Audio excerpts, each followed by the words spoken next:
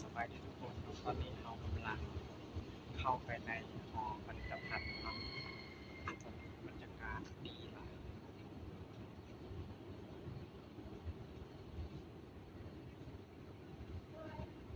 เดี๋ยวมาเปิดกันครับว่าเป็นแบบไหนทุกคน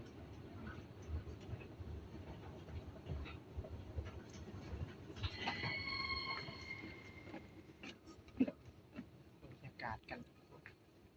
อยู่ข้างในบรรยากาศดีหลายงามโคตรงามเลยทุกคนเป็นเครื่องประดับ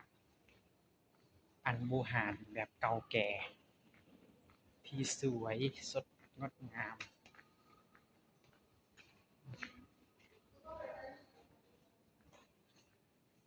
งามหลายเขาพุ่นออกดิถ่ายรูปไปถ่ายรูป